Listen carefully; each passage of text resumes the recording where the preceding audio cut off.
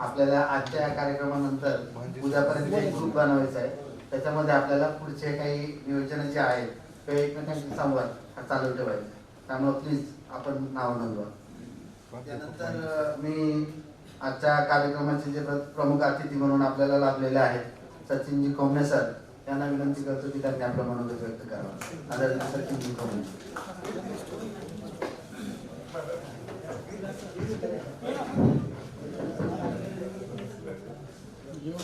सर्वांना नमस्कार. जयकर परिवारातील माझ्या समोर बसलेले सर्व रथी महारथी, काही कारणास्तव जे येऊ न शकलेले रथी महारथीच म्हणेन, कारण या जयकरला जे देण आहे आता पदामध्ये व्यक्त करता येणार नाही. IAS IPS छोटी पदे असं मी म्हणेन. कारण सांगतो तुम्हाला, या जयकरनी खूप मोठे मोहरे घडवले. इतिहास जर बघितला तर सामाजिक कार्यात ज्यांनी ज्यांनी योगदान दिलं त्याच्यामध्ये प्रशासकीय क्षेत्रापेक्षा सोशल अँगलनी काम केलेली लोक विभूती सुद्धा खूप मोठे आहेत. त्याच्यामध्ये मला परांजपे म्हणून आहे, परांजपेंचं बी कार्य सगळ्यांना माहिती आहे. आता मेन विषयाला मी येतो. आजच्या या जयकर परिवाराच्या स्नेहबंध कार्यक्रमाच्या अनुषंगाने विशेषतः कृष्णा कुडूक सर असतील, आपले भास्कर सर असतील आणि बसवंत आणि त्यांची टीम, या सर्वांनी जी मेहनत घेतली त्या मेहनतीला खरोखर माझं सॅल्यूट आहे. माझ्या बाबतीत सांगायचं झालं तर मंत्रालयात मी सांगण्यापेक्षा मंत्रालयात जेवढी जेवढी जयकर परिवारातली लोक आली, आपले मित्र परिवार जेवढी लोक येऊन गेली, त्यांना माझ्याविषयी विचारलं तर बरं होईल असं मला वाटतं. कारण त्यांना ज्या पद्धतीने मंत्रालय स्तरावर वागणूक दिली गेली, कुणी सांगत त्याचं काही प्रतिनिधी स्वरूपात एक मल्हारी तात्या म्हणून एक आहे, म्हणजे जे जे आले त्यांना मी काही शेअर करणार नाही. फक्त मी एकाच शब्दात सांगतो, मंत्रालयात कधीही या, तुमच्या ओळखीचा आमदार असेल नसेल, तुमच्या ओळखीचा एखादा मंत्री तुमच्या मतदारसंघातला असेल नसेल, पण सचिन कोमणे एवढं. माझ्या आई वडिलांची पुण्य असेल किंवा आजोबांची पुण्य असेल. माझे आजोबा माझ्या गावामध्ये पहिले शिक्षक होते. 1947 गावात पहिली जिल्हा परिषद शाळा ही माझ्या आजोबांनीच काढली 22 जुलै 1947. त्यांचीच पुण्य असेल. त्याच्यामुळे मला आतापर्यंत हे 5वे कॅबिनेट मंत्री, आता ज्या मिनिस्टरकडे मी काम करत आहे ते माझे 5वे कॅबिनेट मंत्री आहेत. योगायोग असा, डेस्कला मी काम फक्त 1 महिना केलेले. इथून गेल्यानंतर जयकर मधून फक्त वित्त विभागातल्या डेस्कला मी 1 महिना फक्त काम केलं. त्याच्यानंतर ज्या ज्या मंत्र्यांकडे मी काम केलं ते सगळे विशेषतः शिवसेनेतले मंत्री होते. मी बारामतीच आहे. पण शिवसेनेतले जे त्या काळातले ढाऱ्या वाघ म्हणायचे असे मंत्री होते. आणि कुठल्याही मंत्र्याच्या कालावधीत की ही सचिन तुझ्याकडनं चूक झाली असं एकदा सुद्धा झालं नाही, माझ्यासाठी अभिमानाची गोष्ट. त्याच्यामध्ये दिवाकर रावते साहेब असतील, गुलाबराव पाटील असतील, भरत शेठ गोगावले असतील, कराडचे साहेब सहकारी साखर कारखान्याचे चेअरमन आणि त्या काळचे त्यावेळेचे तत्कालीन मंत्री बाळासाहेब पाटील असतील, अशा अनेक 5वे कॅबिनेट मंत्री. पण प्रत्येक कॅबिनेट मंत्र्याच्या कारकिर्दीत विशेषतः मला डीपीडीसीच्या कामाची जबाबदारी माझ्यावर देण्यात आली आणि प्रत्येक ठिकाणी अतिशय चांगल्या पद्धतीने काम करून दाखवलं. याचा माझा वैयक्तिक मला स्वतःचा अभिमान आहे. दुसरी गोष्ट, गावातील आता सामाजिक कामावर बोलायचं झालं म्हणून सांगतो, जरी बारामती तालुक्यातील आमचं गाव असलं तरी सूर्यकांत काळे साहेबांना माहिती, पूर्वी ते दौंड तालुक्याच्या कार्यक्षेत्रात थोडंसं गाव येत होतं आमचं. बारामती तालुका असला तरी मतदान, पण गावामध्ये थोडस पाण्याच्या अनुषंगाने थोडीशी कॅनॉल भाग असला, नद्या असल्या तरी थोडीशी अवस्था शेती का पाण्यासाठी थोडीशी कमीच पाणी होतं असं वातावरण होतं, म्हणजे पाण्याचा सोर्स कमी होता. तर आमच्या गावामध्ये मी 21 सिमेंट बंधारे बांधले आणि त्या गावात आता माझ्याकडे व्हिडिओ आहे याच्यामध्ये आजही साधारण 20 हॉर्सपावरच्या मोटरीचं प्रत्येक गोड्याला पाणी वाहते. म्हणजे ज्या पाण्याची पातळी आज हाताने पाणी येते विहिरीला. दुष्काळी गाव ही जो शिक्का होता, दुष्काळी तालुका म्हणण्यापेक्षा दुष्काळी गाव म्हणे, कारण तालुका तसा बारामती तालुका प्रगत आहे सगळ्याच बाबतीत. पण जळगाव सुपेरी गाव होतं ते थोड्याफार प्रमाणात दुष्काळ होता. तर 21 बंधारे मी गेल्यापासून सिमेंट बंधारे मी बांधते. वाडी वस्तीवर कुठंही डांबरीकरण राहिलेलं नाही. प्रत्येक वाडी वस्तीवर अक्रॉस ब्रिज, ओढ्यावर सुद्धा अक्रॉस ब्रिज टाकलेले आहेत. ओढ्यावर अक्रॉस ब्रिजची संकल्पनाच आम्ही आणली, कारण नद्यावर ब्रिज म्हणायची, परंतु आम्ही ओढ्यावरती ब्रिज टाकले. वाडी वस्तीवर रस्ते आहेत, बंधारे करून घेतले, विहिरींची पाणी पातळी वाढली, गाव सुखात आहे. सोलर सिस्टमवर गाव करून घेतलं पूर्ण. 26 एकरात गायराना सोलर सिस्टम बसून घेतली. आज बहुतांश महाराष्ट्रामध्ये लाईटचा प्रॉब्लेम आहे. रात्रीचं वीज जावं लागतं शेतकऱ्यांना, परंतु आमचं गाव त्याला अपवाद आहे. त्या गावामध्ये सोलर सिस्टमवर 100% गाव आहे. गाव जो संघर्ष शेतकऱ्यांचा वीज, पाणी आणि रस्ते ह्यासाठी चालला होता, आणि तिन्ही प्रश्न नॅचरली सोडवण्यात मी यशस्वी झालो. कसं सांगतो थोडक्यात. पहिली गोष्ट पाण्याची होती, तर नॅचरली सोर्स तयार केले, बंधारे बांधले आणि वडापलीकरण याच्या माध्यमातून सुधारणा केल्या. दुसरी गोष्ट, सौर ऊर्जेच्या बाबतीत गाव स्वयंपूर्ण झालं, त्याच्यामुळे दिवसा लाईट आहे, 24 तास लाईट आहे. आणि तिसरी गोष्ट राहिली वाडी वस्तीवर रस्त्यांचा प्रॉब्लेम. तर आज मला वाटत नाही मुंबईवरून गाडी चालू केली तर आमच्या घरापर्यंत डांबरी आहे, म्हणजे माझ्या वैयक्तिक नाही, सगळ्यांच्याच घरापर्यंत डांबरी. अशी कामं, म्हणजे एक माणूस मंत्रालय स्तरावर जाऊ द्या, मी मंत्रालयात गेलो किंवा मंत्र्याकडे काम करतोय असं नाही. सामाजिक हेतूने कोणत्याही प्रशासकीय अधिकाऱ्याने असेल किंवा एक सामाजिक हेतूने प्रेरित झालेल्या व्यक्तीने इनिशियली घेतलं की माझ्या गावाचा, घराचा विकास मी करू शकेल, तर तसं पॉझिटिव्हली घेतलं तर कुणीही त्याच्या पद्धतीने त्याच्या गावाचा, त्याच्या भागाचा विकास करू शकतो असं मला वाटतं. असं एक थोडक्यात आपल्या गावाची महती असं म्हणून, म्हणजे माहीत असावं म्हणून मी सांगितलं. आता तो प्रश्न जयकरच्या अनुषंगाने, आपल्या जयकर ग्रुप मधील कुणाही अधिकारी तर आहेत, बहुतेक सगळेच अधिकारी आहेत, आणि अधिकारी नसलेले सामाजिक क्षेत्रात असतील किंवा कुणालाही कुठलीही अडचण आली तर मंत्रालयात मी आहे हा शब्द याच्यासाठी मी देतो. मी तेवढ्या ठामपणे का बोलू शकतो की मी तेवढं करतो, म्हणजे मी अहंकार सांगत नाही किंवा गर्व सांगत नाही. जेवढी लोक येतात तेवढ्या कुणालाही तुम्ही विचारा की सचिन खोमनेकडे गेलो काम मार्गी लागलं नाही असं कधी झालंय. कोळेकर सर गेले, नितीन कोळेकर. थोडक्यात सांगतोय का, नितीन कोळेकर सरांचे मला भेटायला आले होते आणि त्यांचा मला समोर असताना फोन आला की त्यांच्या घरात सुधारायला अटॅक हे आलेलं आहे. तर मी त्यांना फक्त सांगितलं व्हॉट्सअपवर तुम्हाला एक अर्ज पाठवतो, त्या अर्ज फक्त बनवून घ्या, तुम्हाला कुठून कशी मदत मिळवून द्यायची ती माझी जबाबदारी. तर त्यांना मी 2 दिवसात 1 लाख रुपये मंजूर करून दिले. अजून एक जातकर कोण करेल, नातेवाईकाचं एक होतं, त्यांना फोन केला तर दुसऱ्या दिवशी मुख्यमंत्री साहेबांनी ते काम केलं आणि रिप्लाय पण दिली. सर तुम्हाला आमच्या गावाचा रहिवासी दाखला देऊ का?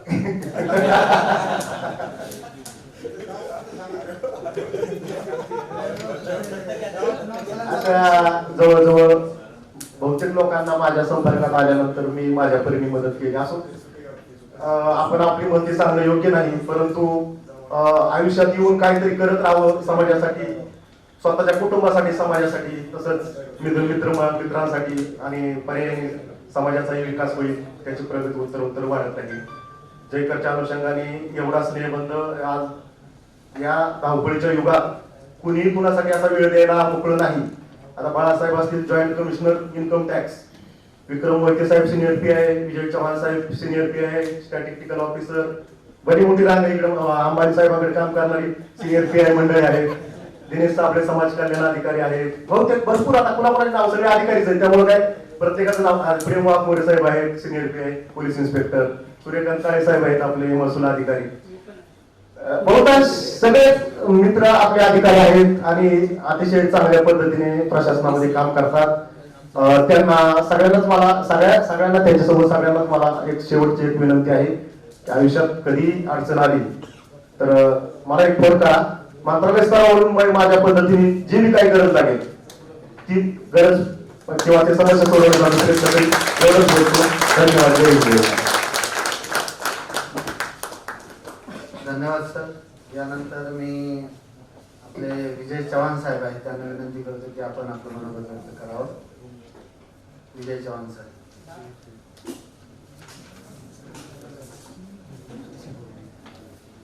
माझ्या सर्व जेकरच्या बंधूंना नमस्कार. 1984 साली मी विद्यापीठात पेपर टाकायला सुरुवात केली. 2005 पर्यंत मी पेपर टाकले. ज्या दिवशी ट्रेनिंगला जायचं होतं तो दिवस सुद्धा पेपर टाकूनच मी गेलो. या कालावधीत सर्वांनी संघर्ष केला. मी ज्यावेळेस विद्यापीठात आलो तर काही वर्ष शिकलो, मग शाळा सोडून दिली. 6 मे 2025 ला शंकर टुबे नावाचे आपले जेकरचे सद्गृहस्थ स्वर्गवासी झाले. 89 ला मी शाळा सोडल्यावर ते म्हणे तू शिक, तू साहेब होशील. मी म्हणलो सर आपण सर्व या परिस्थितीत आहात की अधिकारी व्हायला किंवा सरकारी नोकरी लागायला पैसे लागतात. तर मी म्हणलो सर माझ्याकडे तर पैसे नाही आणि तुम्ही म्हणता साहेब होशील, हे काय मला पटत नाही. ते म्हणे पैसे द्यायची वेळ येईल त्यावेळेस आम्ही तुझ्या पाठीशी उभं राहू, पण तू शिक. आणि माझी शिक्षणाची वाटचाल सुरू झाली. मी PSI झालो, ट्रेनिंग केली. मी 1988 पासून आपल्या जयकरच्या सर्व अधिकाऱ्यांना ओळखतो, तेही मला ओळखतात. त्या लोकांच्या संपर्कात आहे. मध्यंतरी काही लोक म्हणले की आपण सगळे एक व्यासपीठ करूया, एक दुवा साधूया. तर त्यांची जी आपल्या सिनियरांची जी संघटना आहे ती सोशल काम करते, खूप चांगल्या चांगल्या प्रकारच्या योजना ते राबवत आहे. आपण त्यांना जॉईन होऊ शकता किंवा आपल्याला वाटलं वेगळी तर वेगळीही करू शकता. तर भोरणे साहेब म्हणे की ते सतत मदत करत असतात. खूप चांगलं काम आहे, कारण तुमची मदत होणार आहे म्हणूनच लोक तुमच्याकडे येतात. तर मी एवढाच सल्ला देईल की बाबांनो, शब्द तर खर्च करायचे, कुठं तुम्हाला काय द्यायचंय आणि द्यायची वेळ आली तर नक्की द्या. कारण माझ्याकडे जयकरला काहीच नव्हतं, आज भरपूर आहे. एवढे शब्द नक्की लक्षात ठेवा. मी तर म्हणतो मला रात्री 2 वाजता मी फोन करा. असं मला वाटत नाही की कुणी मला फोन केला मी टाळला. नक्की मदत करा. कारण मला मी कुणीतरी सांगितलंय मी अधिकारी व्हायला माझ्या मागून खूप लोकांच्या सहभाग आहे, शुभेच्छा आहे, प्रयत्न आहे, भरपूर काही आहे. त्याच्यामुळेच मी आज घडलोय. तुम्हालाही सगळ्यांना तुम्ही तुमच्या यशोगाथा सांगितलेल्याच आहे. तर असं तुम्ही एकमेकांना मदत करा. आणि यांनी एक प्रश्न केला की पोलीस असे का वागतात, तर त्याचं उत्तर मी देतो. पटेल असं उत्तर असेल, कारण पोलिसाकडे येतो तो कायम दुःखी असतो आणि कुणी आनंदाने येत नाही. तुम्ही बिल्डरकडे जा, तो याच्याकडे आनंदी असेल. तुम्ही कुठल्याही डिपार्टमेंटला जा, पोलीस, हॉस्पिटल आणि कोर्ट, इथं दुःखी लोक जातात. तर रोजच दुःख ऐकणारा माणूस कसा काय तुमच्याशी गोड बोलेल?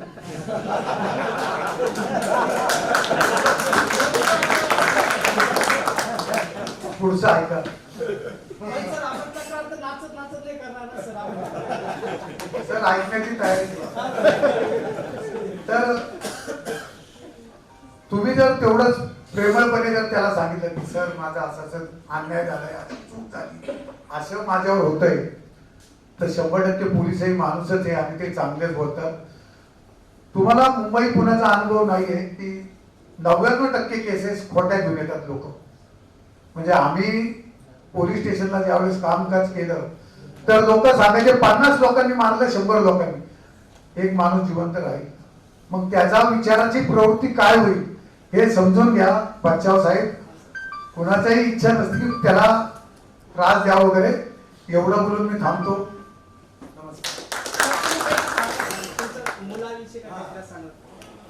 मित्रांनो, आमचा सेवानिवृत्तीचा कालावधी काही वर्षावर आलेला आहे. मी खूप सुखी आणि समाधानी आहे. मला एकच मुलगा आहे, तो स्वतः कंपनीत मॅनेजर आहे.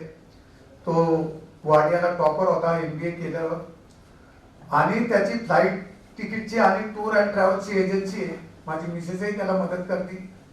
तो ऑनलाईन दरापेक्षा आणि क्रेडिट कार्ड तुम्ही वापरून झाल्यावर जेवढे दर लागतात त्याच्यापेक्षा कमी दरात तुम्हाला हॉटेल बुकिंग आणि जगभरातले फ्लाईट बुकिंग करून देतो.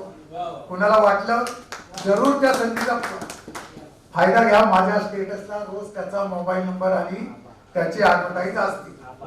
आभार. मोबाईल नंबर सगळ्यांना सांगा ग्रुपला शेअर करा सर या ग्रुपला नाही, share करा. नंबर नंबर सांगा ना बरं सर. सांगतो हा, हा. 86 52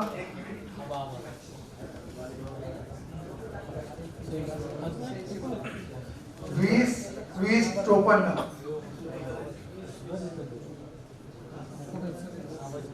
सगळ्यांचा झाला.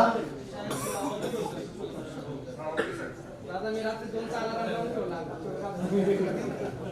धन्यवाद चव्हाण सर. यानंतर आपल्या समोर येत आहेत महादेव कुलाल.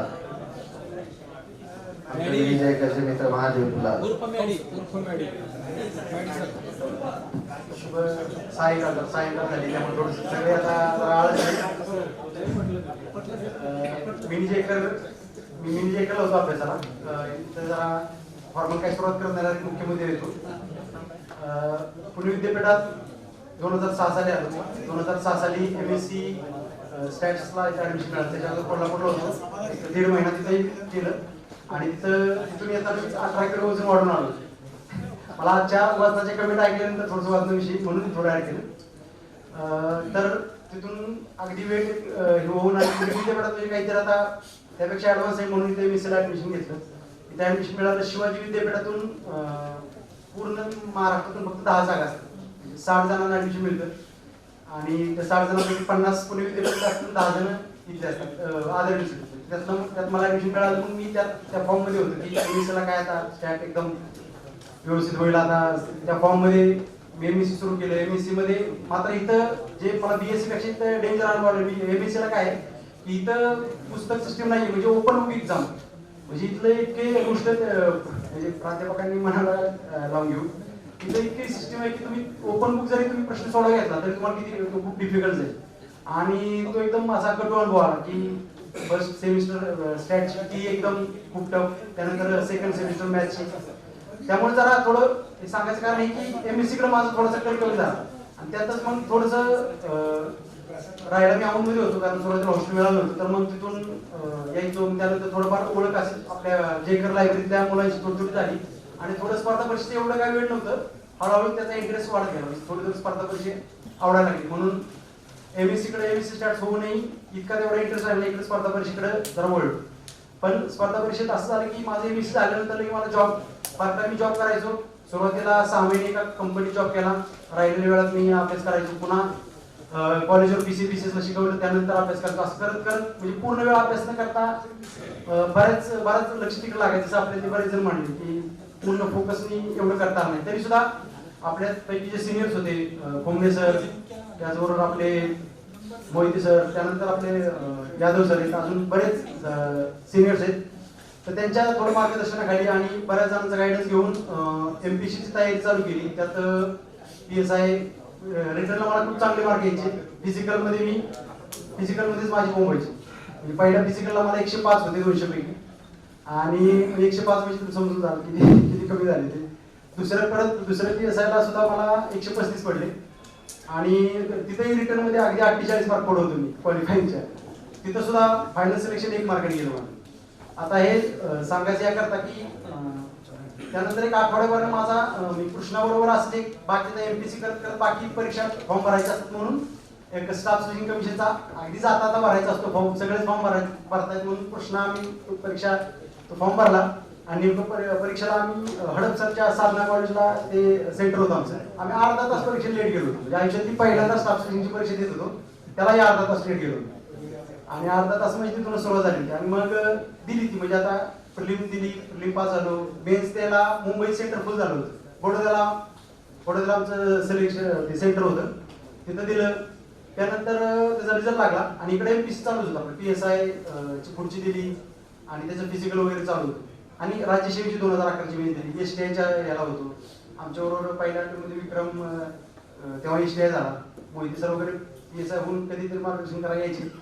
आणि त्यानंतर मग ते करता करता ती परीक्षा एवढी सिरियसली न देता त्यात एवढं मन लावून न करता ती परीक्षेत मी मेन्स पास झालो. आणि इकडे ते एवढं जीव लावून जेवढा वेळ मिळायचा मला या कॉलेजवर लेक्चरशिप करायचो. पण काही मुलांना 11वी 12वीच्या मुलांना घरी जाऊन शिकवायचो फिजिक्स आणि मॅथ्स. आणि ते करून जेवढं सिरियसली MPSc केलं तिथं सुद्धा ते चालूच होतं. पण ज्या स्टाफ सिलेक्शन कमिशनचा एवढं मन लावून अभ्यास नाही केला, इकडल्या अभ्यासामुळे त्याचा एवढा मन लावून केला, पण इकडल्या अभ्यासाचा फायदा असा झाला की इंग्लिश चांगलं झालं होतं, बाकी गोष्टी चांगल्या झाल्या होत्या. आणि त्यात ती परीक्षा त्याची मेन्स क्वालिफाय झाली, त्याची मेन्स पास झालो. आणि मेन्स नंतर इंटरव्ह्यूला मुंबईला इंटरव्ह्यू दिला, इंटरव्ह्यू चांगला गेला होता आणि रिझल्ट लागला. रिझल्ट एक आठवडाभर लागला, ज्याच्या अगोदर 1 मार्काने माझी PSI गेली होती. 1869 बॅच आहे ना, मोठी बॅच, त्यातही मी रिटर्नला सांगितलं मग ती जास्त मार्क होते, पण तिथं सुद्धा मला फिजिकल 135, 200 पैकी 135 म्हणजे आपण काहीच नाही ना, वजन तेवढं नव्हतं सर, मध्ये 106 झालं होतं ना, तेवढं नव्हतं. मग त्यात माझं 1 मार्काने म्हणजे फायनल सिलेक्शन 1 मार्काने गेलं. आता म्हणलं काय प्रॉब्लेम नाही, कारण मला इकडेही मला स्टाफ सिलेक्शन कमिशनलाही मला 63 मार्क जास्त होते. क्वालिफाईंग एक्झाम पेक्षा इंटरव्ह्यूच्या अगोदर 63 मार्क, आणि 100 मार्काला इंटरव्ह्यू म्हणलं आपण कानाखाली घेऊन आलो तरी इंटरव्ह्यू पास होईल सर. आणि नाही हे मला तर हे वाटलं फक्त त्या चांगला गेला होता इंटरव्ह्यू. आणि 18 रिझल्ट लागला, माझं लिस्टमध्ये नाव नव्हतं. लिस्टमध्ये नाव म्हणलं एवढं, आता ज्या कॉन्फिडन्सवर आपण PSI सोडून दिली होती, आता म्हणलं गेली 1 मार्काने हे तर कन्फर्म होईल. आणि लिस्टमध्ये नाव नाही, मी तेव्हा विद्यापीठात पासून थोडी डिटॅचमेंट झाली माझी. 1-1.5 वर्ष मी विद्यापीठापासून गेलो होतो तिकडे, सक्सेस अकॅडमी IP सिंग सरांची.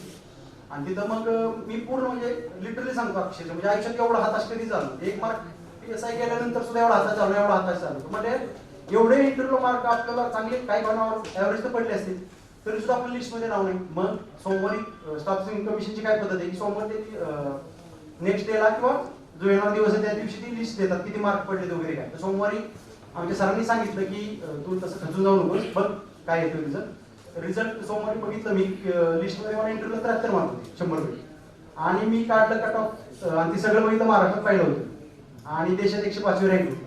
आणि कारण काय दिलं होतं माझं, तर मी पोस्ट प्रेफरन्स आणि स्टेट प्रेफरन्स दिला नाही, जिथं की मी तो ऑफलाईन आणि माझ्या नशिबानं ऑनलाईन दोन्ही जमा केला होता. आणि ऑनलाईनची कॉपी मिळाली होती. मग ती 2-3 महिन्यांनी मी प्रयत्न करून मग झालं माझं, निवड झाली. आणि मग राज्यात पहिला आलो तेव्हा 105 रँकमध्ये आलेली आहे. आणि लगेच मला पुणे मिळालं. आणि गेल्या 13 वर्षापासून, जवळ पुढच्या महिन्यात 13 वर्ष, ते 13 वर्षापासून निगडी प्राधिकरणात केंद्रीय सदनामध्ये आमचं ऑफिस आहे, नॅशनल स्टॅटिस्टिक्स ऑफिस. त्या ऑफिसमध्ये 2019 पासून वरिष्ठ सांख्यिकी अधिकारी म्हणून आहे, आणि त्याच्या अगोदर सांख्यिकी अधिकारी म्हणून होतो. आमच्या डिपार्टमेंटचं थोडंसं शॉर्टमध्ये सांगतो, कारण बऱ्याच जणांना सांख्यिकी हा विषय म्हणजे मोस्टली महसूल, कृषी किंवा ग्रामविकासवाल्यांना सांख्यिकी काय नाही, ते काहीतरी आकडे इकडे तिकडे करायचे त्यांचं पाठवून. हा बजेटच्या वेळेस होतो नाही बजेटच्या वेळेस होतं, ते सांगतो शॉर्ट. तर मग सांख्यिकी विभागाचं आमचं कार्य शॉर्टमध्ये सांगतो. एक म्हणजे कृषी सांख्यिकीमध्ये काय, पीक पाणी, पीक कापणी प्रयोगाचं इन्स्पेक्शन आमचं सुपरविजन सेंटर तर्फे आमच्याकडे असतं. आणि दुसरं जे उद्योग, मॅन्युफॅक्चरिंग उद्योग आहे, ते मॅन्युफॅक्चरिंग सेक्टरचं जे GDP मध्ये कॉन्ट्रीब्युशन आहे, त्याचं जे रिटर्न प्रत्येक कंपनी आपलं फाईल करते, त्या रिटर्नचं जे क्वेरीज आणि त्याचं ऑडिट करणं आमचं काम आहे. आता या वर्षी जानेवारी पासून सर्व्हिस सेक्टरचं सुद्धा स्टॅटिस्टिकल ऑडिट होणार आहे.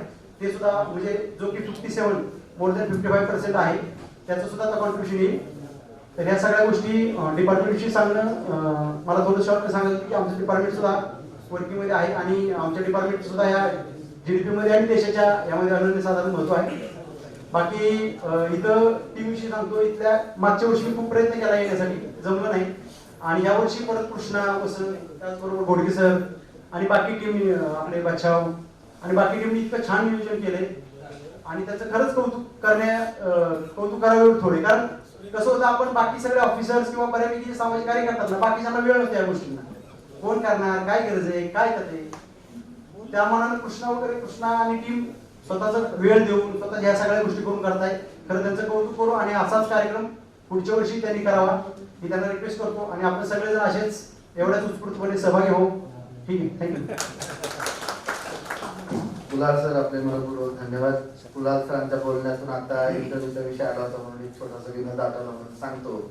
राव बहादूर नावाचा आमचा असाच एक मित्र एकदा एका ठिकाणी इंटरव्ह्यूला गेला.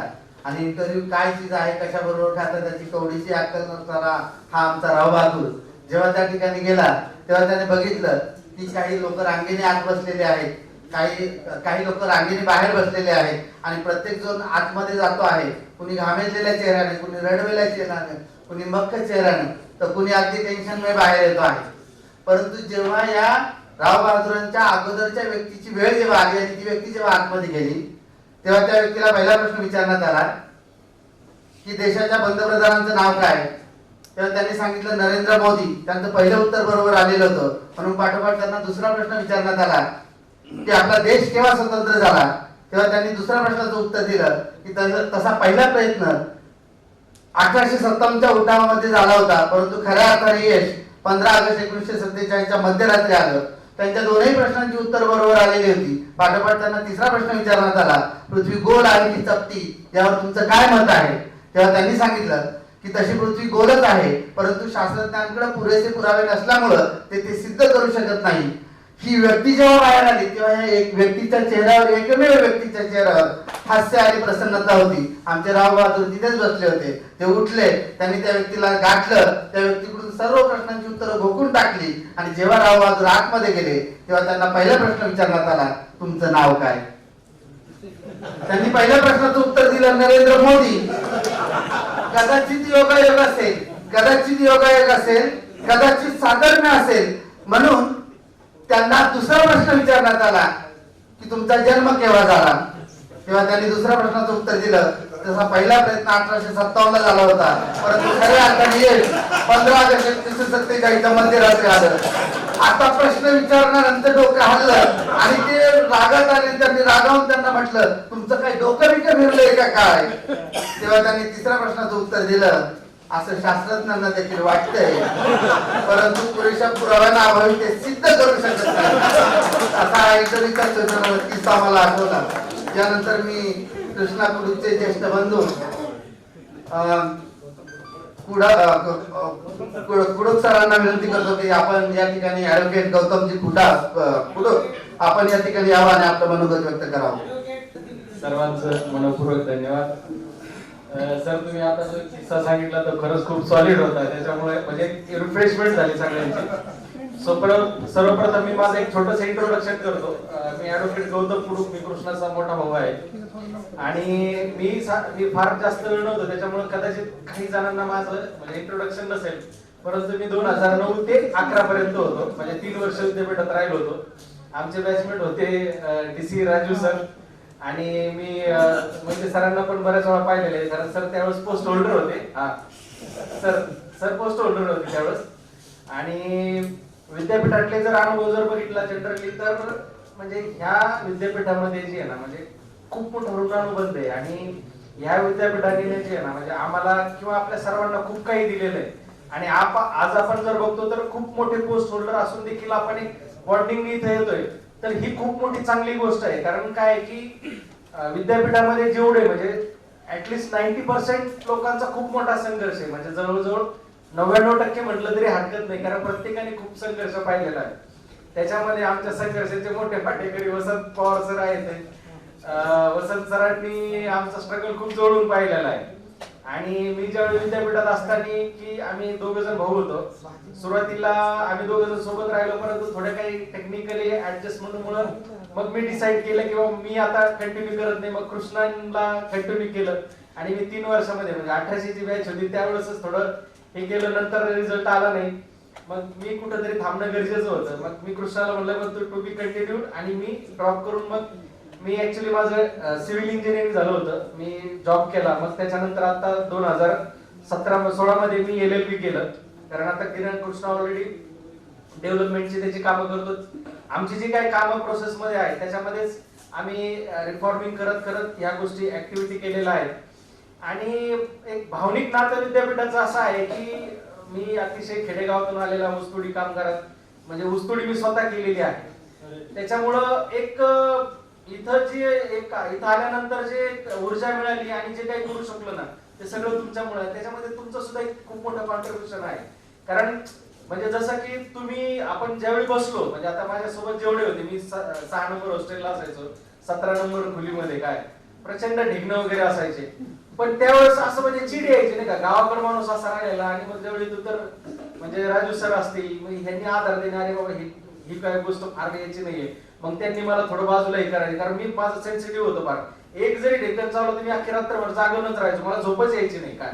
मग ते राजू सर ते काय करायचे की सर बाबा तुम्ही माझ्यासोबत ते आपले महेश शेखर असायचे, त्याच्यानंतर आपला भरत लसन, ते स्नेल आम्ही एका रूम मध्ये असायचो. तर त्यांनी पण त्यावेळेस म्हणजे नाही का खूप हे केले की नाही सर एक स्ट्रगलिंग मध्ये आपल्याला जे काही तुम्ही एक आम्हाला त्यावेळेस मदत केली, तर त्यामुळेच आपण आज कुठेतरी इथे येऊन पोहोचलेलो आहे. आता एक छोटासा मी जास्त फार वेळ घेणार नाही. चव्हाण सरांनी जसं आता एक मुद्दा सांगितला ना, तर या गोष्टी सुद्धा आपण ग्रुपवरती शेअर केल्या तर खूप चांगलं होईल सर. जसं तुम्ही आता सांगितलं की तुमच्या मुलाची एजन्सी आहे आणि ती आपल्याला फायदेशीर ठरू शकेल. कारण असं आपण एकमेकांनी जर शेअर केलं, आता अगोदरच्या वक्त्यांनी बऱ्याच जणांनी सांगितलं की आपलं जे काय आता जसं सरांनी पाटील सरांनी पण अगोदर सांगितलं की सोशली तुमचं सिनियरांचा ऑलरेडी काय आहे, तर आम्ही पण त्याच्यामध्ये जॉईन होऊ. परंतु आपण जर समजा जसं आता सरांनी सांगितलं की त्यांच्या मुलांची एजन्सी आहे, तर त्याच्यामधून आपल्याला काही बेनिफिट्स होऊ शकतात का, आणि आपण त्याच्यामधून आणखीन काही ऍक्टिव्हिटी मध्ये आपल्याला बेनिफिट मिळू शकतो का, की म्हणजे आपण गिव्हन आणि टेकनच्या फॉर्म्युल्याप्रमाणे, तर असं पण आपण काही करू शकू का. तर याच्यासाठी जस्टांनी नक्कीच मार्गदर्शन करावं. एवढं बोलून मी माझे 2 शब्द संपवतो. धन्यवाद.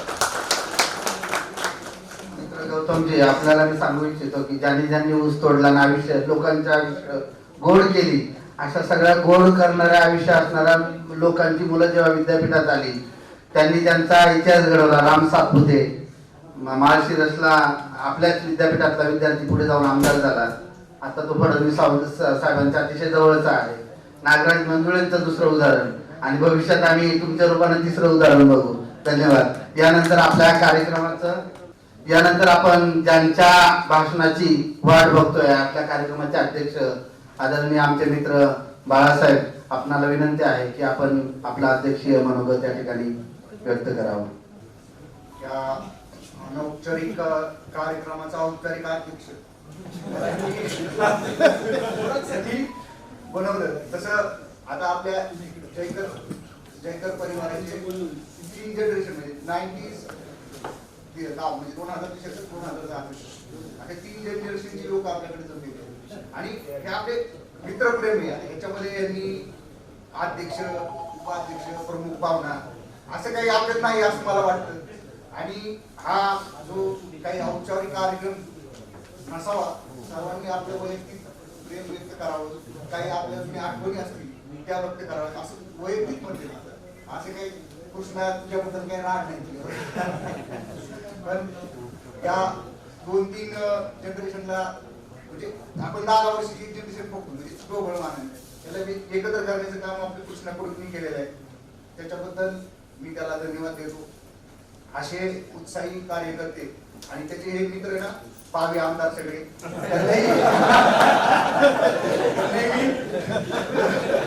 शुभेच्छा देतो.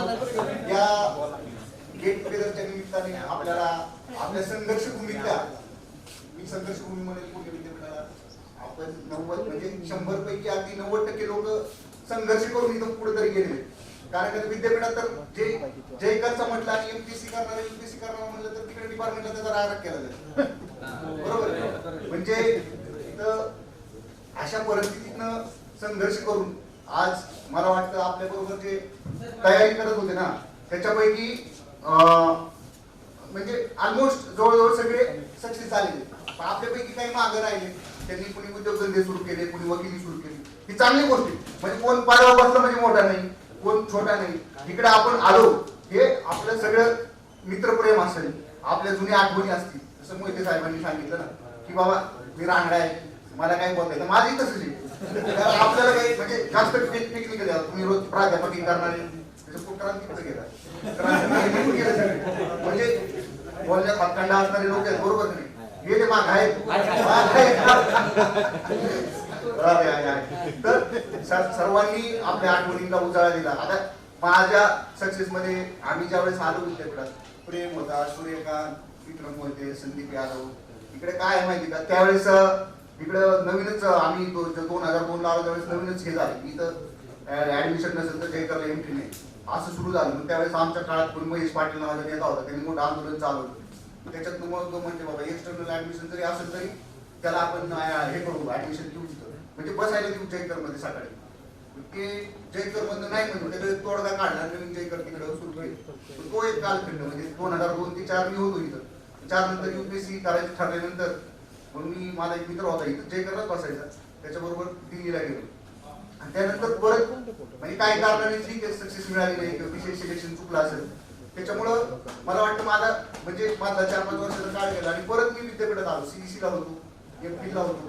MP ला असताना म्हणजे आता ते सगळ्यांनी सांगितलं, सगळे जवळ पॅरासाईट राहिले सगळेच जवळ म्हणजे आपण सोडले 2 वर्ष काय 2 वर्षाच्या पुढे जो विद्यापीठात राहिला तो पॅरासाईट राहिला, त्याला काही हे गरज नाही, काही विषय नाही. त्याच्यानंतर मग ते 5 सरांच्या रूम मध्ये मी येऊन इकडे 5 नंबर अहो इतकी नीट ना माझ्या अंगावर म्हणजे आम्ही झोपलो 10:30 आणि 12च्या आसपास 100 टिकू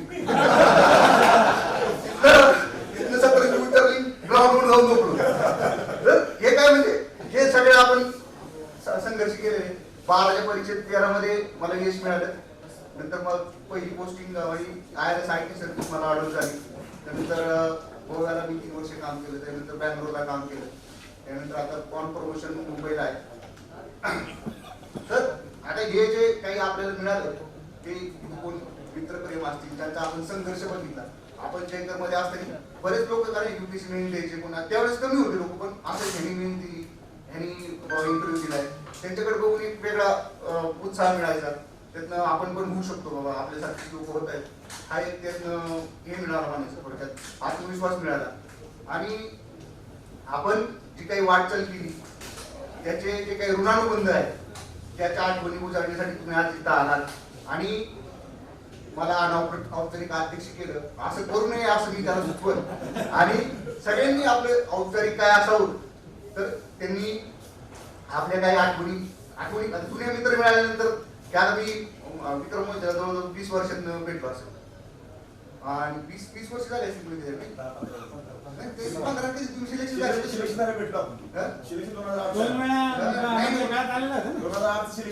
फोनवर बोललो, भेटलो नाही.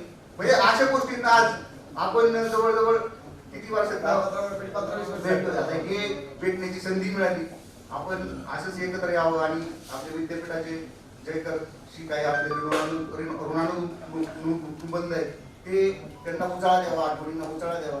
आणि काही बऱ्याच लोकांनी आपल्या काही गोडके सरांनी असेल काही संकल्पना मांडल्या, त्या संकल्पनांवर जर काही म्हणजे फक्त चर्चा न होता त्याच्यावर काही करायचं असेल तर म्हणजे त्यांनी सांगितलं की बाबा आपल्याला काही माग राहिलेले विद्यार्थी असतील किंवा काही आता संघर्ष करणारे काही लोक असतील, त्यांच्यासाठी जर आपल्याला काही करता आलं आणि एक चांगला फोरम तयार करता आला तर त्यांनी फोरम तयार करावा. किंवा काही असलं चव्हाण साहेबांनी सांगितलं की त्यांचा क्रिटिक फोरम आहे, त्याच्यावर आपल्याला काही करता आलं म्हणजे स्वेच्छेने करता आलं तर असं काही हे नाही की बाबा कुणाला काही करता आलं, योगदान आपलं थोडंफार योगदान देता आलं तर त्यांनी उत्स्फूर्तपणे द्यावं असं मी म्हणजे सुचवेल. फक्त काही असेल तर म्हणजे सगळ्यांच्या संमतीने हे करत होत असेल तर ठीक आहे. आणि या कार्यक्रमाचा योग जुळून आणला. गोडके सरांनी खूप चांगलं सूत्रसंचलन केलं. कृष्णा आणि त्याचे काही साथीदार दिनेश कुठे गेला दिनेश साबळे त्यांनी अविनाश जवळकर साहेब यांनी सगळ्यांनी काही हे जुळवून आणलं, त्याबद्दल मी त्यांचे आभार व्यक्त करतो. आणि आपल्या सर्वांनी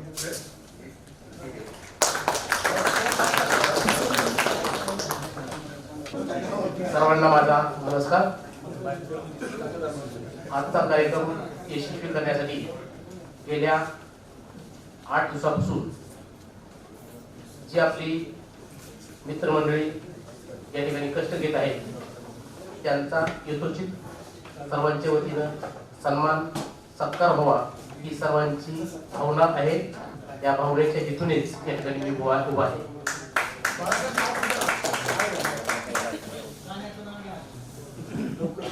या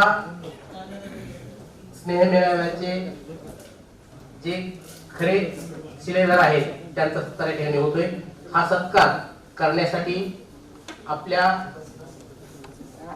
जयकरचे माजी विद्यार्थी सध्या राष्ट्रीय सेवा योजनेचे समन्वयक डॉक्टर गणेश भामे सरांना विनंती करतो की वसंत पवार या सत्कार डॉक्टर गणेश भामे सरांनी करावा. वसंत पवार हे ग्रामीण विकास अधिकारी म्हणून शिरूर तालुक्यामध्ये कार्यरत आहेत. अनेक खेड्यापाड्यांमध्ये चांगल्या पद्धतीचं कार्य त्यांचं उल्लेखनीय अशा स्वरूपाचं कार्य आहे.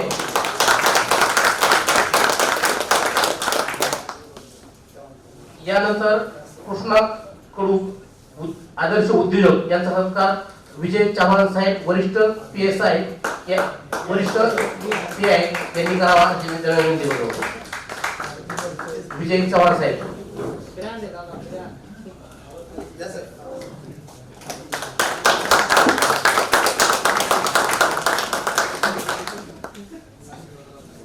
यानंतर ज्यांनी आज या कार्यक्रमाचं चांगल्या पद्धतीचं सूत्रसंचालन केलं, गेल्या 25 वर्षापूर्वी FYBA, SYBA, TYBA अशा 3 वर्ष माझा तो विद्यार्थी होता आणि तो मी ज्या हॉस्टेलला रेक्टर होतो त्याच हॉस्टेलला तो पॅरासाइट होता.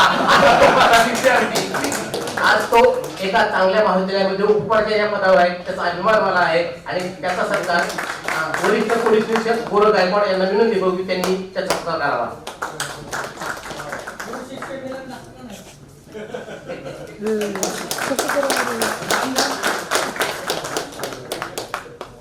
यानंतर बसवंत गजलवार यांचा सत्कार आपल्यामधील जयकर परिवारातील एक आदर्श उद्योजक शांताराम यांना मी विनंती करू की त्यांनी त्यांचा सत्कार करावा. शांताराम भोरले. म्हशी.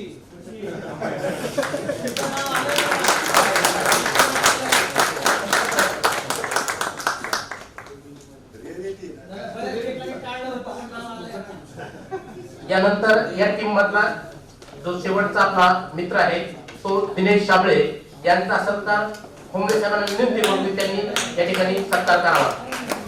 सन्माननीय कुंभे साहेब. कुंभे साहेबांच्या बाबतीत कुंभे साहेबांनी जे सांगितलं तोच पहिले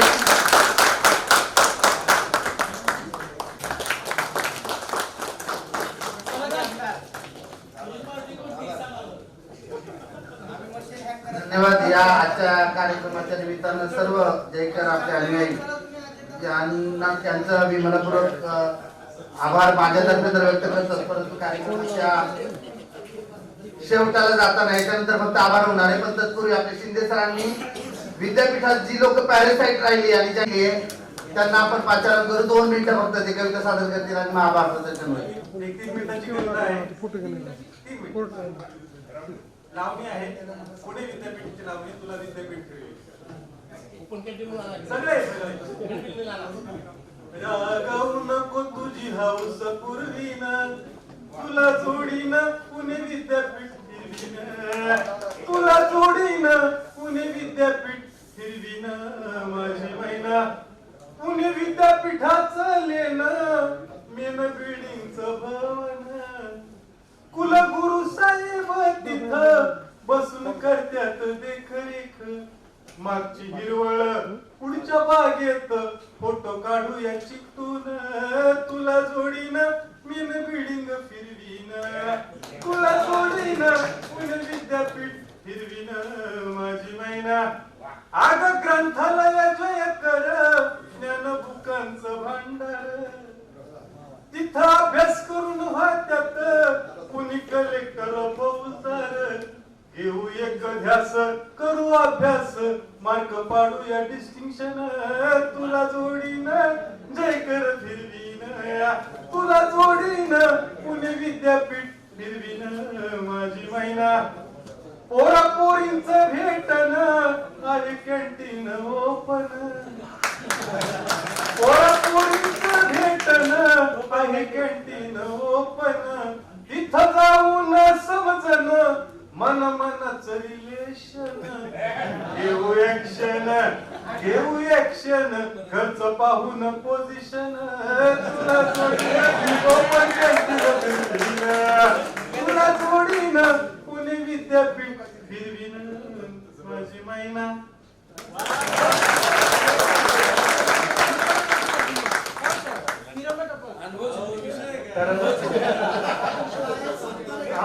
आपलं हे दुसरं वर्ष, जे पहिलं वर्ष आपलं चांगलं, त्याचप्रमाणे या पण वर्ष आपण एकदम चांगला कार्यक्रम घेतला.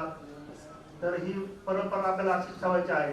जे की याच्यामध्ये आज मागच्या वर्षी जे आले होते ते बरेच जण ह्या वर्षी आलेले नाही, तर ह्या वर्षीचे बरेच जे आलेले नाही ते पुढच्या वर्षी अनेक जण आले की जेणेकरून आता नगर परिषदेच्या इलेक्शन वगैरे चालू आहेत, अनेकांना इलेक्शन ड्युटी आहे, त्याच्यामुळे बरेच जण येऊ शकले नाही. तर तरी ही परंपरा आपल्याला कायमची अशी ठेवावी अशी सगळ्यांच्या अशा पद्धतीतून जाणवलेला आहे.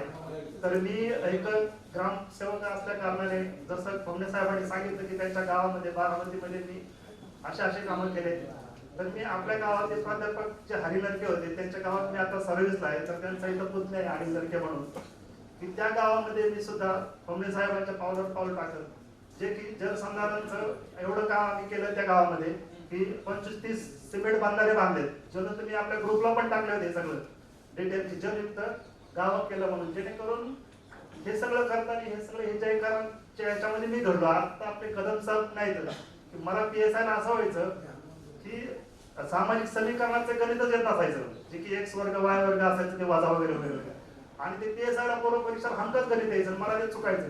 तर मी उठून कदम साहेबांकडे जायचं, ते सगळं सोडून त्यांचं ते मला शिकवायचे. म्हणजे एवढे इथं एकमेकांना साथ देणारे जे भेटले ना ते कुणीच नाही, जे की आई बापानंतर मला तर वाटतं इथं गेले सगळे, की मी अनुभवले असे की जेणेकरून प्रत्येक घटकावर प्रत्येक ह्याच्यावर आपल्याला कुठं ना कुठं साथ देणारे आहेत. अनेक जण म्हणले आपण पैसे जमा करू, हे करू ते करू, पण त्याच्याही पेक्षा पैशापेक्षा पण हे तोला मोलाचे जे मास आहेत की भोमणे साहेबांनी ते सांगितलं की शब्दावर लाख करोडो रुपये तुमचे काम होणार आहेत, जेणेकरून ज्या आरोग्याचे निधी असतील किंवा शैक्षणिक वगैरे, आता मी 350, 400, 500 योजना ग्रामसेवक म्हणून मी गावाला राबवतो. त्याच्यात एक मी जलयुक्त शिवारचं फक्त उदाहरण दिलं, जे आता कन्याचे सर बसतील, जेव्हा एखादा MIT सारखे गावामध्ये लोक येतात, मुलं येतात, जे की त्यांचा तो एक शैक्षणिक उपक्रम असतो, त्याच्यात आम्ही त्यांना परमिशन देतो आणि ते मुलं एक गावामध्ये एक हे करतात. त्या धर्तीवर आम्ही जवळपास जन्मापासून ते मृत्यूपर्यंत गावामध्ये काम करत असताना मला जे ह्या विद्यापीठाने दिलं मी त्याचा पुरेपूर उपभोग त्या गावासाठी देण्यासाठी प्रयत्न करतो. आज भरपूर साधी योजना असतील किंवा अनेक ज्या काही योजना असतील, जे गरजूवंतापर्यंत आम्ही तळागावात पोहोचायचं झालं तर त्या लोकांना फॉर्म भरायला पैसे नसतात, तालुक्याला यायला पैसे नसतात, एखादा स्टाफचा ॲपॉइंट करायला असतो पैसे नसतात. इथपर्यंत आमच्या या रक्तात विद्यापीठाची देण घुसलेली की आम्ही ते सगळं स्वतःहून करतो गरजूवंतापर्यंत पोहोचतो. तर मला एक असं वाटतं की ह्या कार्यक्रमामध्ये आता आपले वरिष्ठ एक अधिकारी आहेत किंवा एक ज्येष्ठ आहेत, वारंवार आता मी किरण बरोबर बसलो होतो, तर कदम साहेब 1 तास बोलत होते, असं करा तुम्ही, तसं करा तुम्ही, हे करा तुम्ही, ते करा. भोमणे साहेब जास्त सगळ्यांचं ह्याच्यामध्ये योगदान आहे. ह्या कार्यक्रमामध्ये सगळे मार्गदर्शन करतात. तर असं एवढे जे मुलं आहेत, अजून अनेक कितीतरी मुलं बाहेर आहेत की जे येऊ शकले नाहीत, ते सगळ्यांचे अटॅच आहेत. ते प्रत्येक वर्षी जर उपक्रम ठेवला तर हे प्रत्येक वर्षी अशी मुलं येतील, म्हणजे सॉरी अधिकारी येतील आणि याची विचारांची देवाणघेवाण होईल. आणि जे पैशात कुठेतरी आपण करतो निधी वगैरे, त्याच्यापेक्षा हे लाख मोलाची माणसं आहेत. मला माहिती आहे सांगलीमध्ये एक आमचा ऊसतोड कामगाराची फरक धडकली होती, त्या पोलीस स्टेशनचा काहीतरी प्रकार होता. मी प्रशांत भागवतला फोन केला PSI म्हणून, त्यांनी तिथं ऑन दी स्पॉट सगळं सॉल्व्ह करून टाकलं. तुम्ही 10 लाख रुपये तुमच्याकडे असते तरी ती केस तुमची भरून काय जे झालं असेल झालं. एवढे मोठे माणसं आहेत तिथं अधिकारी झाले. तर हे सगळे एकत्र करतात, हे खूप आम्हाला समाधान वाटतं. आम्ही कृष्णा कुडुकांची गाडी, कृष्णा कुडुकांची माणसं अनेक दिवस 4-5 दिवस पळतायत, आम्ही पळतात. आम्हाला सरांनी पण वेळ दिला, गोडके सरांचं पण मोठं योगदान जडलंय. आणि आमचे आपले विद्यापीठात शिकायला होते आणि विद्यापीठातच नोकरी लागले. तर कुठल्याही स्टेजला आम्ही गेलो ना तर तिथं लगेच आपण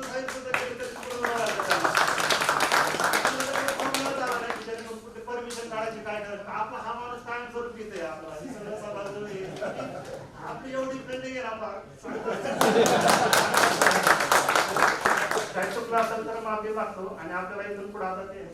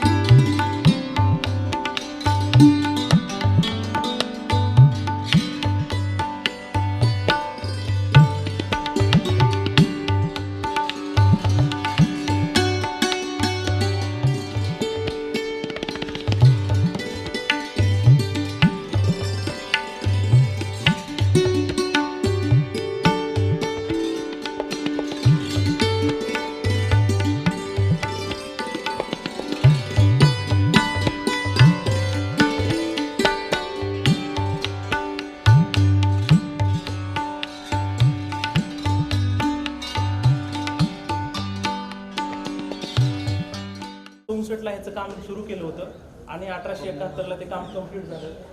1864चा तिकडे दगड आहे, 1871चा खाली आहे. खालची जी इमारत आहे जिथून आपल्याला खरं सुरुवात करायची होती ते किचन कॉम्प्लेक्स होतं. तिथे गव्हर्नर राहायचे आणि किचन कॉम्प्लेक्स त्यांनी तिथे बांधलेले. हे जवळपास 350 मीटरचं अंतर आहे. किचन कॉम्प्लेक्समध्ये स्वयंपाक बनवला जायचा आणि ते गव्हर्नर हाऊससाठी गव्हर्नरकडे इकडे आणला जायचा त्या टनलच्या माध्यमातून. आता ही ते पावसाळ्यात राहण्यासाठीचं रेनी सीझनमधलं 4 महिन्याचं हे गव्हर्नर हाऊस असल्यामुळे पावसातलं अन्न पावसाळ्यात राहतायत, थंड होऊ नये, काही विषबाधा होऊ नये, अशा सगळ्या सुरक्षेच्या दृष्टिकोनातून आपण जाणार आहेत. आता त्या जिन्यापर्यंत आपले भारतीय कामगार लोक सगळी तिथपर्यंत जेवण घेऊन यायचे आणि ते हँडओव्हर करायचे ब्रिटिश कर्मचाऱ्यांकडे, कामगारांकडे. आणि मग ब्रिटिश कामगार घेऊन त्या छत्रपती शिवाजी महाराज सभागृह, त्या काळात त्याला डायनिंग हॉल म्हणायचे, आता आपण त्याला सभागृह असं नाव दिलंय. तर तिथे ते जेवण करायचे आणि मग पुढे बॉलरूम वगैरे सगळ्याच गोष्टी ते आपण बघूया. पण सुरुवातीला म्हणजे बॉम्बे, मद्रास आणि कलकत्ता अशा 3 प्रेसिडेन्सी होत्या. बॉम्बेमधला म्हणजे पाकिस्तानच्या कराचीपासून ते धारवाड कर्नाटकपर्यंत हा सगळा संपूर्ण पट्टा आहे तो बॉम्बे प्रेसिडेन्सीच्या अंतर्गत येत होता आणि त्याचा संपूर्ण कारभार हा गव्हर्नर बघत होता. मग सुरुवातीला बार्टर फ्लेअर म्हणून गव्हर्नर हे 1864च्या काळामध्ये इथं आलेला होता आणि त्यांनी ही इमारत बांधली. ट्रुक्शा नावाचा एक डिझायनर त्यांनी इंग्लंडवरून आणलेला होता, बोलवलेलं होतं. आणि 3.5 लाखापर्यंतचं बजेट हे ब्रिटिश पार्लमेंटमध्ये ठरलं गेलं होतं. पण ते बजेट सगळं वाढवून 16.5 लाखापर्यंत नेलं आणि 16.5 लाखापर्यंतचा अंदाजित खर्च ह्या इमारतीला त्यांनी केलेला आहे. पण 3.5 लाखावरून 16.5 लाखापर्यंत का केला ह्याचंही ऑडिट झालं आणि त्याला शिक्षाही ब्रिटिश पार्लमेंटमध्ये झाली आणि त्या गव्हर्नरला ट्रान्सफरही इंग्लंडमध्ये करावी लागली. 16.5 लाख रुपये खर्च कसा केला त्याचाही थोडा पार्श्वभूमी. 1864ला ही इमारत बांधतायत, पण 1857चा उठाव आपल्याकडे झाला होता, तो खूप मोठा बंड झालेला होता. इथले भारतीय लोक कधीही अटॅक करू शकतात ह्याची एक भीती होती. पण ते एक कारण होतं मुख्य. आणि दुसरं एक कारण असं होतं की 1864ला म्हणजे 60च्या दशकामध्ये एक सिव्हिल वॉर झालेलं इंग्लंड आणि अमेरिकेमध्ये. आणि सिव्हिल वॉर झाल्यामुळे अमेरिकेकडून इंग्लंडकडे जाणारा कॉटन बंद झालेला होता आणि आपल्याला माहिती की कॉटन कच्चा माल सगळा तिकडे आपण पाठवत होतो आणि त्याच्यासाठीच मुख्यत्वे भारतभरात ते आलेले होते. मग त्यांनी काय केलं, अमेरिकेकडला कॉटन बंद झाला तर मग भारत आणि त्यात बॉम्बे प्रेसिडेन्सीचं सुपीक सगळी जमीन आहे इथल्या सगळ्या शेतकऱ्यांना त्या काळामध्ये सक्ती केली की तुम्ही कापूस पिकवायचा. आणि मग त्या दरम्यानच्या काळात प्रचंड प्रमाणात कापूस पिकवला गेला शेतकऱ्यांकडून सक्तीने आणि त्यातून जे मिळणारा जो टॅक्स आहे तो ह्या बॉम्बे प्रेसिडेन्सीला मिळाला आणि त्याचा अमक पैसा जो त्याच्याकडे साठलेला होता त्यांनी या इमारतीसाठी लावलेला आहे. म्हणून ही भव्य इमारत. आणि दुसरं एक कारण होतं की 1857च्या उठावानंतर एक भारतीय लोकांना त्यांना हे दाखवून द्यायचं होतं की आता आम्ही चिरकाल तुमच्यावर सत्ता करणार आहे, आम्ही काही निघून जाणार इथले नाही आहेत. त्याच्यामुळे भक्कम स्वरूपाची इमारत त्यांनी इथे बांधलेली. तर ह्याच्यासाठीचा दगड वगैरे सगळा इथंच प्रोव्हिसी साहेबांचं घर आहे, त्याच्या शेजारी एक खाण आहे, तिथंच खोदली आणि तिथूनच तो सगळा दगड आणलेला आहे. आतमधलं सगळं जे वुडन काम आहे ते मलेशियन कार्पेंटर लोकांनी केलेलं आहे, त्यावेळेस त्याला ब्रह्मदेश म्हणायचे. तिथून आणलेलं ते लाकूड आहे त्याला बर्माटिक वूड म्हणतात. ते सगळं आणलं आणि आतमध्ये सगळीकडे वापरलं आहे. मग बेल्जियम ग्लासपासून झुंबर बनवलेले खूप सुंदर आतमध्ये काम आहे. थोडक्यात हे गव्हर्नर हाऊस होतं. मग पुढे आपण स्वातंत्र्य मिळाल्यानंतर मग पुढे युनिव्हर्सिटी ॲक्ट झाला, त्या अनुषंगाने आपण ही विद्यापीठाकडे घेतली. त्याच्यासाठी प्रयत्न या प्रांताचे तत्कालीन बाळासाहेब खेरे प्रमुख होते, त्यांनी ही जागा आपल्याकडे घेतली आणि बॅरिस्टर जयकरांना पहिले कुलगुरू केलं. आणि मग पुढे सुरुवातीच्या काळामध्ये फक्त विद्यापीठ आपण या बिल्डिंगमध्ये चालवत होतो. मग कालांतराने सगळा विस्तार होत आज 411 एकरमध्ये आपण आहोत. 54च्या जास्त विभाग आहेत. पण त्या काळामध्ये फक्त आणि फक्त गव्हर्नर हाऊस म्हणूनच याचा वापर होत होता. गव्हर्नर 4 महिने फक्त इथे राहायचे. गव्हर्नरचं मास्टर बेडरूम, गव्हर्नर तिथे राहायचे आणि काही त्यांचा ऑफिस स्टाफ असेल प्रमुख, तो इथे वरती राहायचा. वरती आता जिथे VC सरांचं ऑफिस आहे तिथे आतमध्ये छोट्या छोट्या रूम्स आहेत, त्या ऑफिस स्टाफसाठी वापरल्या जायच्या. असं आहे. तर आतमध्ये जाऊया. वापरलेलं नाही म्हणून ते थोडं भारतीयकरण करण्याचा प्रयत्न केला आहे. पण हे जे आर्चेस आहेत ते सगळ्या चर्चमधल्या आहेत. आता मुख्य इमारत पण तुम्ही जर बघितलं तर ती चर्चचीच एक रेप्लिका म्हणून आपल्याला दिसते. तर इटलीमध्ये तशा स्वरूपाच्या चर्च आहेत. त्याच काळामध्ये COT असेल, सगळं जी बांधकाम झालेलं आहे ते सेम अशाच आर्किटेक्चरमध्ये झाले, त्याला इंडोगोथिक स्ट्रक्चर म्हणतात. या दोन्ही इमारतीमध्ये जेवण बनवलं जायचं, स्वयंपाक आणि कपडे धुण्याचं काम तिथे केलं जायचं. तिथे सगळा जो कामगार आहे तो सगळा भारतीय होता. कारण आपल्याला माहिती की भारतातल्या सगळ्या लोकांना त्यांनी एक लेबर म्हणूनच काम दिलेलं होतं आणि त्यांनी सगळं ते तुमच्या पायाच्या खाली तो थंड पाण्याचा पाईप होता. म्हणजे थंड पाणी आणि गरम पाणी किचन कॉम्प्लेक्सला यावं. 1864ची गोष्ट त्या काळात लाईट बीट काहीच नाही, मोटर नाही. पाण्याचं सगळी व्यवस्थापन मुख्य इमारतीला केलं होतं. पाणी पावसाळ्यात राहतं, पाण्याची कमतरता नव्हती. जेव्हा पाणी पावसाचं पाणी हे सगळं साठवून ठेवलं जायचं. आधी स्लोपने ते पाणी कुठपर्यंत आणलं जायचं. तिथे आपले काय चाललं हे कळता कामा नये. आणि तिकडल्या लोकांना बाहेर जरी टेरेसवर बसलो, गव्हर्नर जरी बाहेर बसला तरी पुढचं काही दिसता कामा नये अशी रचना केली होती. ग्रीनरी म्हणजे सगळी झाडं लावून टाकलेली होती. म्हणजे 1864ला बावबाग नावाचं ट्री तिथे आहे, बावबाग म्हणून. ते या साईडला पडलेलं आहे. ते आता थोडं हिरवगार होतं पावसाळ्यात, पण बुंदा अजून त्याचा पडलेला आहे. ते झाड त्यांनी त्या काळामध्ये लावलेले. अशा अनेक झाडं वेगवेगळी आणून ह्या ठिकाणी त्यांनी लावलेली. त्याचं कारणच असं होतं की थोडं आता ते इकोलॉजिकल डायव्हर्सिटी वगैरे ह्या सगळ्या गोष्टींना ते महत्त्व देतच होते. पण दुसरं एक होतं की बाबा पुढचं आपल्याला काही दिसता कामा नये. थोडं ती कलोनियल आणि भारतातल्या ह्या सगळ्या आपल्याच लोकांना ते दुजाभावाने वागणूक देणं किंवा काळाभोरा भेद वगैरे ह्या सगळ्या गोष्टी आपण इतिहासात अभ्यासलेल्या आहेत. त्या सगळ्या गोष्टी त्यांच्या डोक्यामध्ये होत्या. तर इथे त्या काळामध्ये फक्त जेवण आणि ह्या गोष्टी होत्या. त्यांचं राहण्याचे क्वार्टर्स होते. आता हे पोस्ट ऑफिस पण त्याच काळातले. तिकडे राहण्याची व्यवस्था वगैरे सगळं इथे व्हायचं. तिथे खाली हे तलाव पण आहेत, तिथे पाण्याची व्यवस्था वगैरे सगळी त्यांच्या घोड्यांना वगैरे व्हायची. तर इथून मग काही जर हल्ला झाला तर पटकन इथून निघून जाता यावं ही गोष्ट होती. आपल्याला ती एक इतिहासातली एक गोष्ट पण माहिती आहे की ह्यांनी चाफेकर बंधूंनी रॅडचा खून केलेला आहे. तर ती रॅड पण इथेच आलेला होता. तो पुण्याचा कलेक्टर होता. तो इथे एका फंक्शनला आला होता. बॉलरूममध्ये ते फंक्शन सुरू होता आणि ते फंक्शन झाल्यावर तो निघून जात असताना त्याला ह्या सेंट्रल मॉलपाशी म्हणजे गणेश खिंडीच्या तिथे गोळ्या घातल्या. तोही इथूनच गेलेला होता. तर अशा अनेक गोष्टी. आता आपण आज जाऊ, फक्त आतमध्ये गेल्यानंतर 2 रूम तुम्हाला तिथे दिसत आहेत त्या ह्याच्यावरून वर जाताना जिन्यावरून. त्या 2 रूमपैकी एक जी रूम आहे ती एकदम भक्कम दरवाजाची, त्याला लॉक सिस्टीम पण मोठी. ती रूम आहे ती कटलरी ठेवण्याची रूम होती, म्हणजे पॅन्ट्री रूम थोडक्यात. महत्त्वाच्या प्लेट्स, कटलेट्स हे सगळ्या गोष्टी तिथे ठेवल्या जायच्या. त्याला लॉक होतं. आणि त्याच्या शेजारी एकदम 4x4ची पण नसेल, कमी रूम आहे. एक फक्त चेअर मावेल एवढी रूम. त्या रूममध्ये फक्त तो बटलर राहायचा, त्याला स्वयंपाकी म्हणून होता. तो तिथे राहायचा. त्यांनी वरून आलेल्या आदेशाचं पालन करायचं आणि खाली तिकडे ऑर्डर द्यायची. मग ते सगळं जेवण घेऊन परत तिथे जायचं. त्यांनी झोपता कामा नाही, काही नाही. पूर्ण वेळ त्यांनी तिथे बसायचं. असं तो मात्र भारतीयच होता.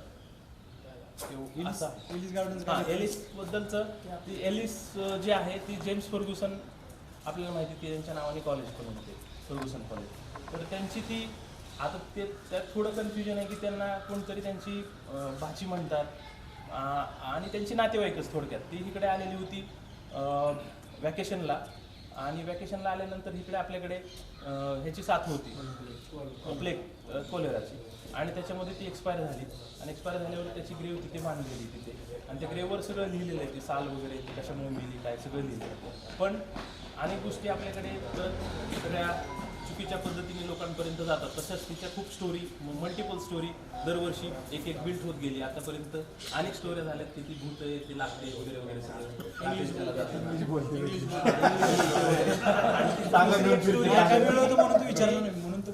तिचं आपल्या तिथल्या आता तिचं गार्डन पण आहे, तर तिथल्या गार्डनर सोबत तिचं प्रेम होतं. मग ती त्या प्रेमात ते फेल झाले दोघे आणि त्याच्यात त्यांना मरावलं. म्हणजे ते तोही मेला आणि तिने संपून टाकलं आणि मग ते तिची ग्रेव तेव्हापासून तिथे. आणि म्हणून ते जे नवीन कपल आहे ते त्यांच्या पाठीमागे ते लागते वगैरे असं काही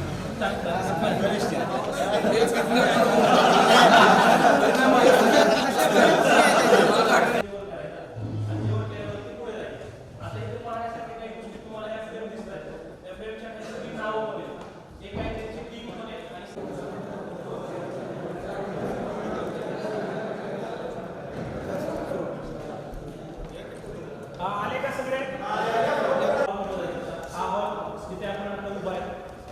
ह्या वरला संत ज्ञानेश्वर म्हणतात, पण त्या काळात बॉलरूम म्हणजे इथे डान्स व्हायचा आणि मनोरंजनाच्या ज्या काही गोष्टी असतील तर त्या इथे व्हायच्या आणि मग इथून गव्हर्नर वरती बेडरूम, मास्टर बेडरूम तिकडे जायचे. ही वरची जी गॅलरी दिसते तुम्हाला ही खूप सुंदर गॅलरी. या गॅलरीमध्ये म्युझिशियन लोक बसायचे, म्युझिक वाजवायचे आणि इथे मग नर्तिका असतील त्या काही डान्स वगैरे त्या मनोरंजनाच्या गोष्टी त्या इथे व्हायच्या.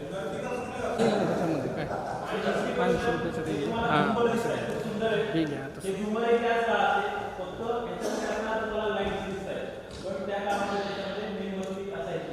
ते मुळे होतं खाली त्याच्यामध्ये कॅन्डल्स लावले जायचे आणि नंतर ती वरती फिट केली जायची. पण नंतर आपण रिनोव्हेशन केलं, लाईट फिट करून टाकल्या. हे सगळं म्हणजे बनवलेलं 500 पाऊंड एवढी किंमत होती. आता ते 500 पाऊंडचं आपण इंडियन रुपीजमध्ये केलं तर त्याची किंमत खूप होते. तर ही झुंबर ही त्याच काळात आहे. मग पुढे संत ज्ञानेश्वर सभागृह आपण नाव दिलं आणि मग आता ते मी मगाशी सांगितलं तुम्हाला की मॅनेजमेंट काउन्सिल आणि ते दुसरं अधिकार मंडळ आहे ते सिनेट मेंबरची मीटिंग या सभागृहात होते आणि मग विद्यापीठाच्या वेगवेगळ्या विभागांमध्ये जे सेमिनार होतात काही की संध्याकाळच्या वेळेस 6 वाजता एकही मंच आतमध्ये येणार नाही किंवा हॉस्पिटलला काही त्रास होत नाही म्हणून त्यांनी या विंडोज बनवलेल्या आहेत. म्हणजे संध्याकाळी आपण 6 वाजता जर ही विंडोज क्लोज केली तर त्याच्यातून एकही मंच आतमध्ये येणार नाही. अशी काळजी त्यांनी त्या काळामध्ये घेतली. या पूर्ण ओपन केल्यानंतर आता ह्या त्याच्यामध्ये अनेक गोष्टी आता त्या खराब होत चाललेल्या आहेत. पण त्या काळामध्ये जो खडक आहे तो काळा तो इथूनच आपण दगड काढला तो खडक आणि वापरलेला आहे. दगडाला अनेक गोष्टी काहीच होत नाही. त्यामुळे दगडासाठी आपल्याला काही लांब जायची गरज भासलेली नाही. पण कुठे कुठे जे महत्वाचा दगड आहे म्हणजे तिथे कुठे त्यांना नक्षीकाम करायचं आहे. जांभळा कलरचा दगड त्यांनी कोकणातून आणलेला आहे. समुद्र किनाऱ्यामध्ये त्या भागातील काही दगड आहेत ते पण आणून त्यांनी इथं वापरलेले